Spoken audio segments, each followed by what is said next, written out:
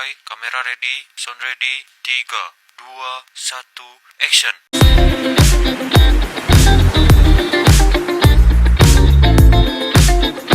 Geologi, batu apa hari ini? Asam intermediate, basa ultra basa, batu keras, otak cerdas, boksit barat, nikel timur, podcast biologi gas.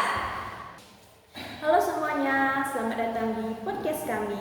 Perkenalkan, aku Viola, dan pada kesempatan kali ini kita akan membahas topik yang cukup fundamental dalam bidang geologi, khususnya yang berkaitan dengan batuan dan sumber daya mineral di Indonesia. Tema yang akan kita angkat meliputi klasifikasi batuan berdasarkan kandungan kimianya, yaitu batuan asam, intermediate, basa, dan ultra basa.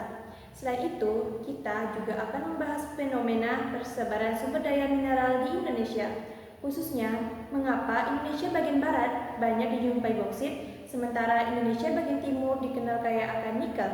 Bersama saya sudah hadir dua narasumber, ada Yajid dan Nira. Halo. Halo Viola, halo juga untuk para pendengar. halo Viola, senang bisa ikut berdiskusi hari ini. Baik, kita akan langsung masuk ke pembahasan pertama. Yajid, bisa dijelaskan terlebih dahulu secara umum apa yang dimaksud dengan batuan asam, intermediate, basa, dan ultra basa? Baik, saya akan jelaskan. Jadi, pembagian batuan asam intermediat, basa, dan ultra basa merupakan klasifikasi batuan beku berdasarkan kandungan kimianya, terutama kandungan silika atau SiO2. Kandungan silika ini sangat berpengaruh terhadap sifat fisik batuan, jenis mineral penyusun, warna batuan, hingga karakter magma yang membentuknya. Berarti silika menjadi kunci utama dalam pengelompokan ini? Betul sekali. Semakin tinggi kandungan silika, maka batuan tersebut cenderung disebut batuan asam. Sebaliknya, jika kandungan silikanya rendah, batuan tersebut masuk ke dalam kategori batuan basa atau bahkan ultra basa. Selain itu, kandungan silika juga mempengaruhi viskositas magma. Magma dengan silika tinggi biasanya lebih kental, sedangkan magma dengan silika rendah cenderung lebih encer. Oke, kita mulai dari batuan asam. Nira, bisa dijelaskan ciri-ciri batuan asam itu seperti apa? Batuan asam adalah batuan beku yang memiliki kandungan silikat lebih dari sekitar 60%. Apakah ada contoh dari batuan tersebut? Contoh batuan asam yang paling umum adalah granit untuk batuan beku dan riolit untuk batuan beku luar. Apa ada ciri-ciri khas di batuan itu? Ciri khas batuan ini biasanya berwarna terang dan kaya akan mineral seperti kuarsa, feldspar, alkali, serta plagioklas natrium. Bagaimana dengan proses pembentukannya? Batuan asam umumnya terbentuk dari magma yang mengalami diferensiasi cukup panjang dalam kerak bumi. Proses pendinginannya relatif lambat sehingga memungkinkan terbentuknya kristal-kristal besar, terutama pada batuan beku dalam seperti granit. Tambahan sedikit, karena magma batuan asam sangat kental, tekanan gas di dalam magma sulit keluar. Itu sebabnya letusan gunung api dengan magma asam cenderung bersifat eksplosif. Selanjutnya, kita akan memasuki ke batuan intermediate. Yajid, bagaimana karakteristik batuan ini? Baik, batuan intermediate memiliki kandungan silika berkisar 52 hingga 65%. Apakah ada contoh dari batuan ini? Ada, yaitu batuan andesit yang paling umum. Batuan ini berada di antara batuan asam dan basa, baik dari segi kandungan kimia maupun sifat fisiknya. Kenapa batuan andesit sering disebut khas Indonesia? Karena Indonesia berada di zona subduksi, di mana lempeng samudra menunjang ke bawah lempeng benua. Proses ini menghasilkan magma dengan komposisi intermediat, sehingga batuan andesit sangat dominan membentuk gunung-gunung api di Indonesia. Selain itu, batuan intermediate juga cukup stabil secara mekanik, sehingga sering dimanfaatkan sebagai bahan bangunan dari konstruksi. Sekarang kita beralih ke batuan basa. Nira, apa ciri utama batuan basa? Batuan basa memiliki kandungan silika yang lebih rendah, yaitu sekitar 45 hingga 52%. Apakah ada contohnya dari batuan ini? Contoh batuannya adalah basalt dan gabbro. Apa ada warna-warna tertentu?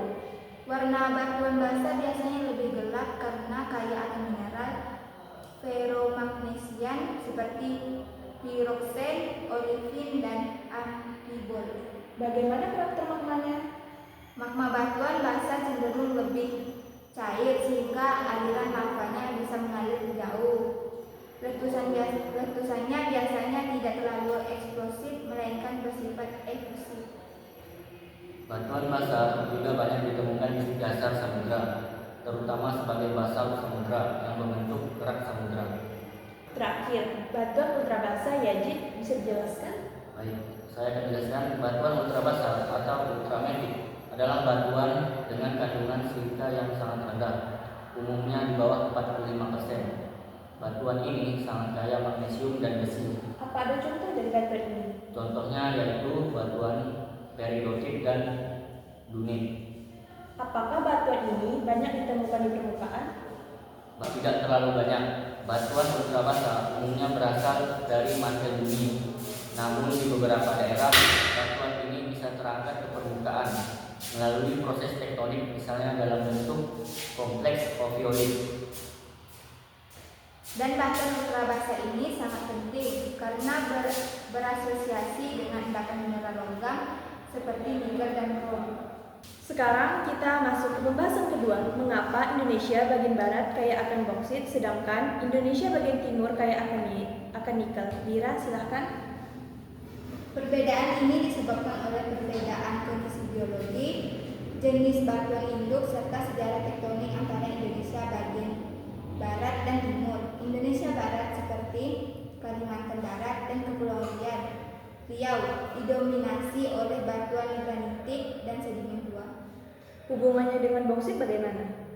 Boksit merupakan hasil pelapukan lanjut dari batuan yang kaya aluminium. Di daerah beriklim tropis dengan curah hujan tinggi, unsur-unsur seperti silikat dan besi akan tercuci, sementara aluminium tertinggal dan terakumulasi membentuk boksit.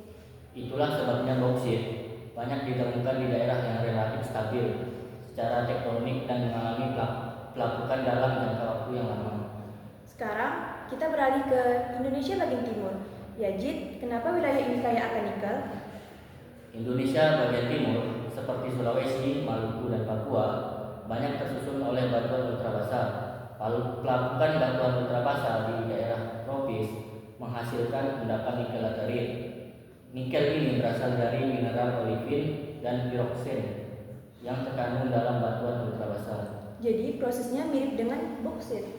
Secara umum mirip, yaitu proses laterisasi. Namun unsur yang terakumulasi berbeda.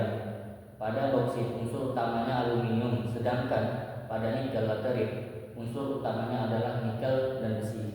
Selain itu, Indonesia Timur memiliki aktivitas tektonik yang lebih kompleks, sehingga banyak batuan mantel dan yang terangkat ke permukaan yang menjadi sumber nikel.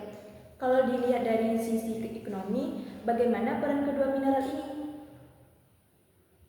Boksit sangat penting sebagai bahan baku aluminium yang digunakan dalam industri transportasi, konstruksi, dan kemasan.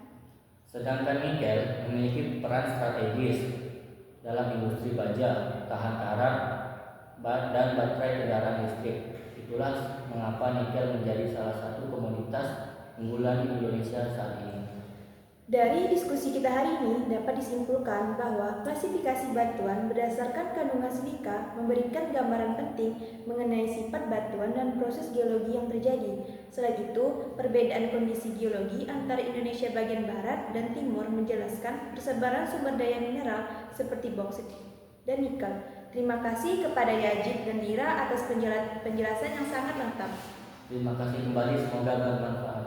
Terima kasih kembali, semoga diskusi ini bisa menambah wawasan. Sekian podcast kami kali ini, sampai jumpa di pembahasan berikutnya. Bye-bye.